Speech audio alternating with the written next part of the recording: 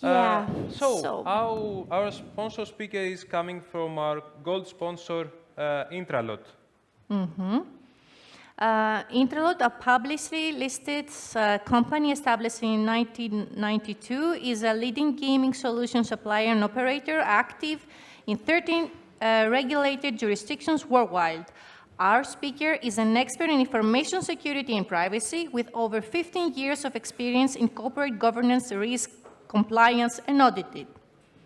His speech has the title, Can There Be Privacy After All, with an AI instead of the I, but he will delve into the complex relationship between artificial intelligence and privacy.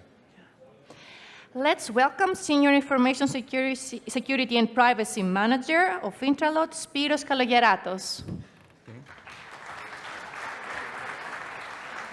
Hello. Welcome on stage. Welcome. Thank you, guys. Hello, everyone. It's a pleasure to be here this year. Last year, I was a participant, and I recall there was a lot of discussion on AI in general. I'm having some issues here with the clicker. Okay, it's working. Thank you very much. So over this past year, there have been some changes and discussions, of course, but in the forefront of the legislation. I don't know how many of you know that on August 1st, 2024, the EU AI Act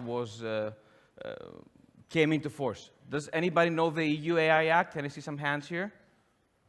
Okay, not many hands. It's a good thing. Look it up once my presentation is over because it's going to be very brief. So the AI Act is the first of its kind ever legal framework on AI that aims to lay down clear requirements and obligations for those that are developing AI and those that are using or deploying AI solutions in the EU. What is used in this, and something's very important, it's a product safety legislation. So what's used is the term AI system to describe what we see on the picture over there.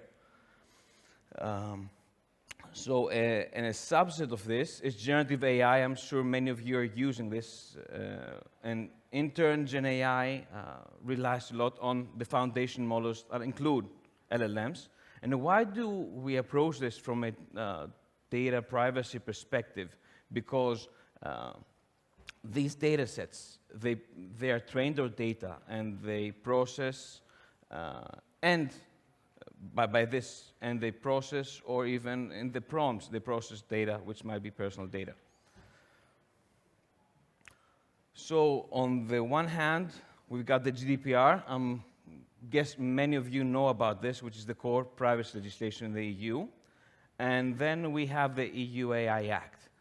While the GDPR does not mention explicitly AI, its principles about transparency, accountability, data minimization, automated decision-making should apply to AI systems as well, and particularly those that are processing personal data. And what does the AI Act do? It introduces the notion of risk in all AI systems, having, first of all, these systems that the risks are unacceptable that have to do with emotional or behavioral monitoring. These are prohibited under the EU AI Act.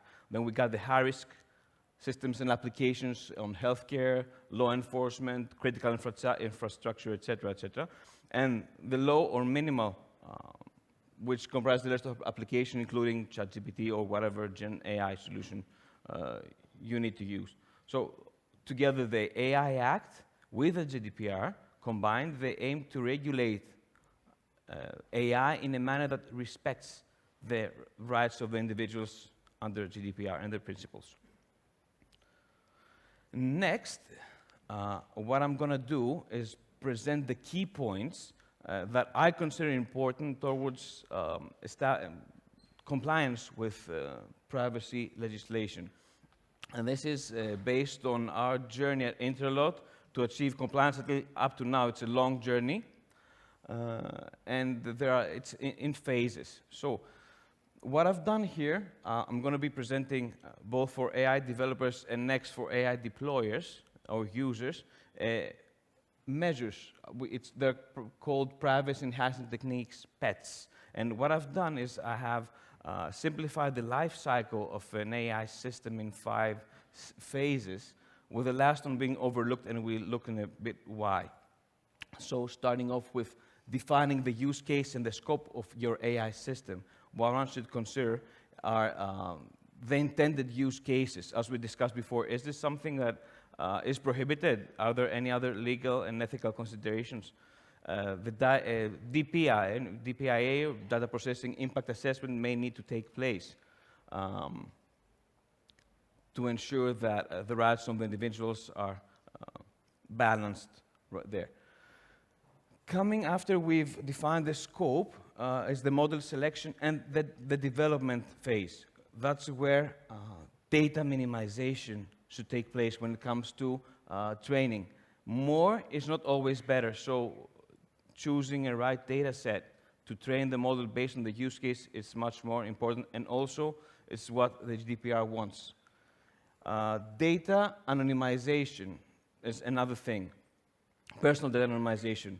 There are many ways to protect personal data.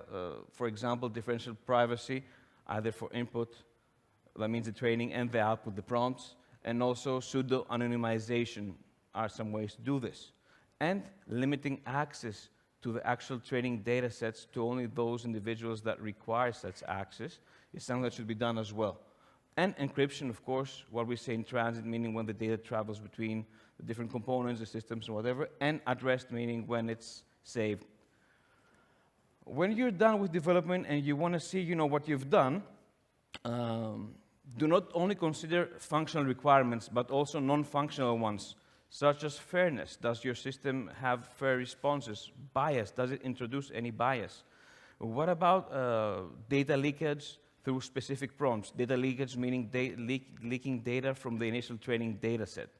And also, anonymization is something that you should take into consideration. Something that I'm personally very fond of here is to try and hack this system.